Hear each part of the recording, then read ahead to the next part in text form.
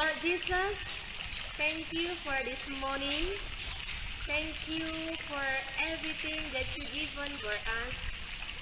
We feel that you very kind for us.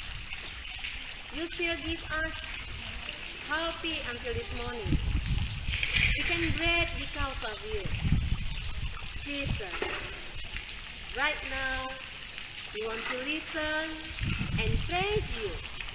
Please, Holy Spirit, come down and lead us to help all of us here to understand your word. Thank you, Jesus. In the name of Jesus Christ, we pray. Amen. For God so loved the world, He gave His only begotten Son. Kita akan pujian karena Allah kita.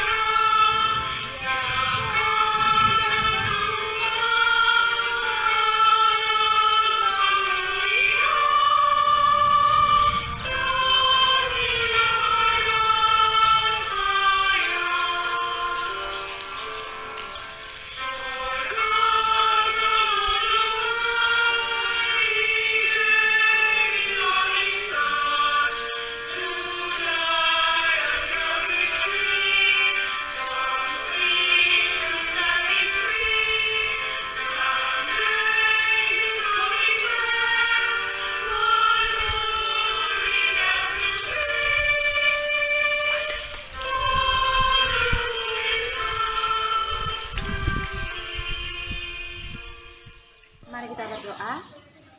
Tuhan Yesus, kami mengucap syukur buat kebaikan Tuhan pagi hari ini. Terima kasih telah menyertai kami ya Tuhan Yesus. Tuhan, sebentar kami akan mendengarkan firman Tuhan. Tolong kami, mampukan kami supaya kami mengerti firman Tuhan pada pagi hari ini.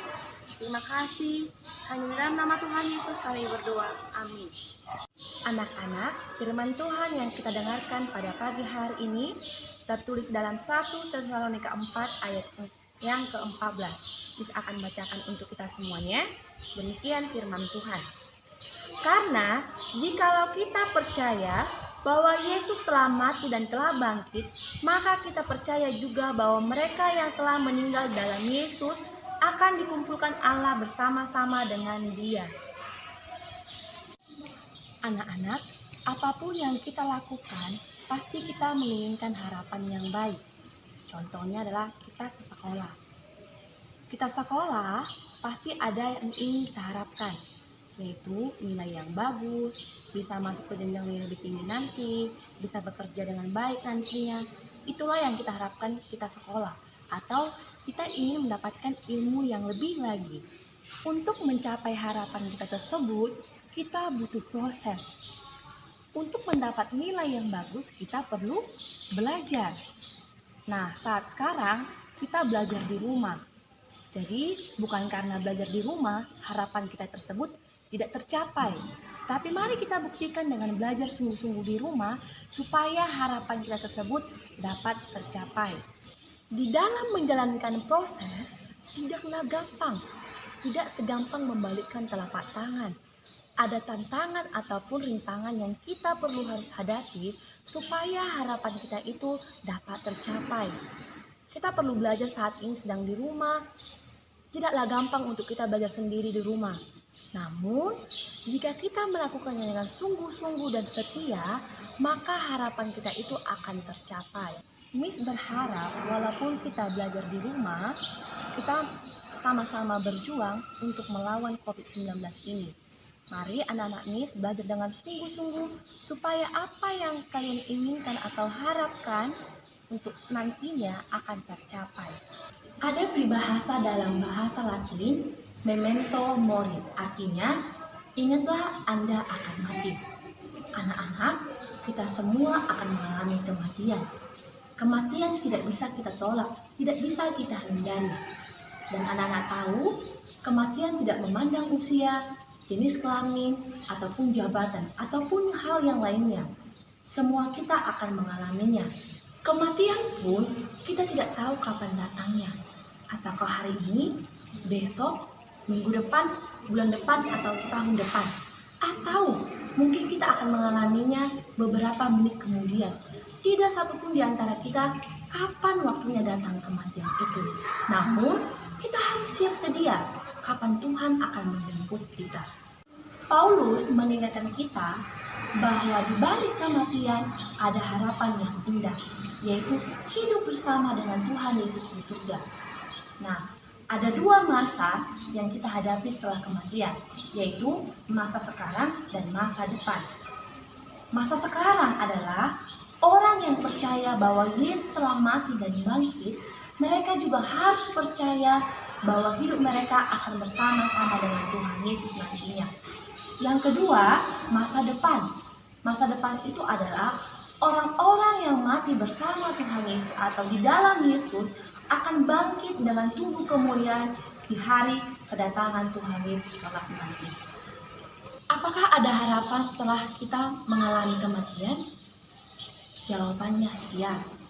Kita semua mempunyai harapan setelah kita mati nanti, yaitu hidup bersama-sama dengan Tuhan Yesus di surga. Itulah harapan kita.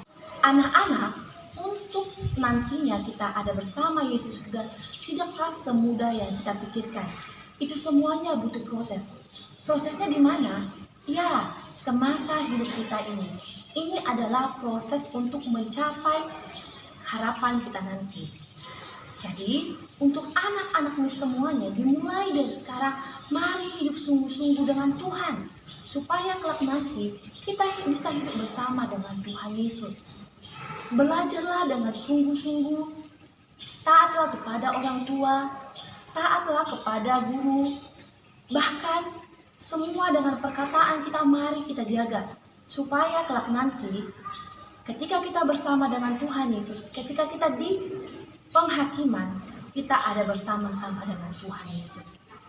Mis harap setelah mendengarkan firman Tuhan ini, kita belajar terus bersungguh-sungguh di hadapan Tuhan. Mis bilang tadi, tidaklah gampang. Ada banyak tantangan ataupun rintangan yang kita hadapi ketika kita menjalani proses tersebut. Tetapi, Mis percaya dengan kita sungguh-sungguh untuk Tuhan, Tuhan akan menolong kita, Tuhan akan memampukan kita untuk melakukan firman Tuhan. Sehingga suatu kelak nanti kita hidup bersama dengan Tuhan Yesus. Jadi anak-anak, kalau kita hidup sungguh-sungguh di hadapan Tuhan, kita tidak perlu takut menghadapi kematian. Karena kalau kita hidup sungguh-sungguh di hadapan Tuhan, kita yakin kita ada bersama-sama dengan Dia. Ada firman Tuhan yang mengatakan, mati adalah keuntungan dan hidup adalah Kristus. Anak-anak, mari kita lakukan firman Tuhan dengan sungguh-sungguh. Jangan main-main. Lakukan firman Tuhan dengan sungguh-sungguh, maka kita akan hidup bersama dengan Tuhan Yesus. Tuhan Yesus, kami sungguh bersyukur buat pagi hari ini. Terima kasih buat kebenaran firman Tuhan yang boleh menegur, mengingatkan kami kembali ya Tuhan Yesus, supaya kami hidup sungguh-sungguh di hadapan Tuhan. Tolong kami ya Tuhan, mampukan kami supaya kami dapat melakukannya dalam kehidupan kami. Karena kami tahu Tuhan, tanpa Tuhan kami tidak dapat melakukannya. Tuhan Yesus, kami berdoa buat setiap kegiatan kami hari ini. Tuhan yang menuntun kami, Tuhan yang menolong kami supaya kami dapat melakukannya dengan baik.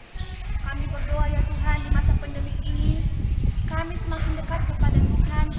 Kami semakin sungguh-sungguh di hadapan Tuhan. Ada banyak waktu yang kami gunakan Tuhan untuk memuliakan nama Tuhan. Terima kasih ya Tuhan Yesus. Hanya di dalam nama Tuhan Yesus kami berdoa. Amin. Belum kita akhiri devotion hari ini, Miss ada 3 pertanyaan. Yang pertama, hal apa yang sering membuat Anda takut menghadapi kematian? 2, apakah Anda hari ini sudah mendapatkan jaminan setelah kematian? Maukah Anda percaya dengan sungguh-sungguh kepada Tuhan Yesus? Yang ketiga, tuliskan 2 pengharapan di balik kematian orang percaya.